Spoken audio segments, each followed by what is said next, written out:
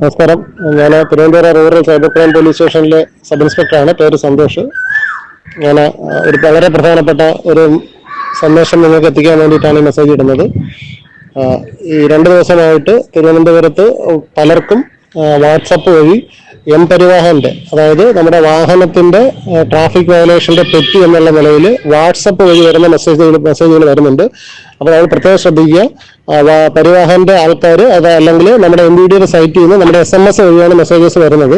WhatsApp വഴിയുള്ള മെസ്സേജിന്റെ കൂടെ ഒരു APK ഒരു ആപ്ലിക്കേഷനും കൂടി ഒരു ഫയലും കൂടി അയക്കാറുണ്ട്. അത് ഡൗൺലോഡ് ചെയ്യാനാണ് അവർ പറയുന്നത്. ഇത് ഡൗൺലോഡ് ചെയ്തിട്ട എല്ലാ ആൾക്കാർക്കും സാമ്പത്തിക നഷ്ടം ഉണ്ടായിട്ടുണ്ട്. ഈ ഫോണിൽ ഡൗൺലോഡ് ചെയ്യുന്ന ഏത് ഫോണിലാണോ ആ ഫോണിൽ ആക്റ്റീവ് ആയിരിക്കുന്ന ബാങ്ക് അക്കൗണ്ടുകൾ, അതായത് ഗൂഗിൾ പേ ആയാലും അല്ലാതെ ഫോൺ പേ ആയാലും ഇല്ലെങ്കിൽ ബാങ്കുകളുടെ ആപ്ലിക്കേഷൻ ആയാലും അതുവഴി കയറിയിട്ട് അവർ പൈസ എടുത്തിട്ടുണ്ട്. അങ്ങനെ 12,000 രൂപ മുതൽ 1,70,000 രൂപ വരെ പോയിട്ടുണ്ട്. ഇന്ന് റിപ്പോർട്ട് ചെയ്ത 6 കേസുകളിലായിട്ട്.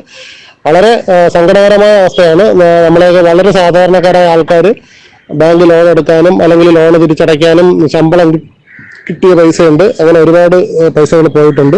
വളരെയധികം ശ്രദ്ധിക്കുക. വാട്സപ്പിൽ വരുന്ന മെസ്സേജുകൾ വളരെയധികം നമുക്ക് അറിഞ്ഞുകൂടാത്ത വരുന്ന നമ്പറിൽ നിന്ന് വരുന്ന ഒരു മെസ്സേജുകളും ഒരു സാധനങ്ങളും ക്ലിക്ക് ചെയ്ത് നോക്കരുത്. അതുപോലെ തന്നെ പ്രത്യേകം ശ്രദ്ധിക്കുക. ഈ വാഹനത്തിന്റെ പെറ്റി SMS വഴി മാത്രമേ വരാറുള്ളൂ. വാട്സപ്പ് വഴി വരുന്നത് മുഴുവൻ ഫേക്കാണ്. എല്ലാവരും ശ്രദ്ധിക്കുക. Thank you.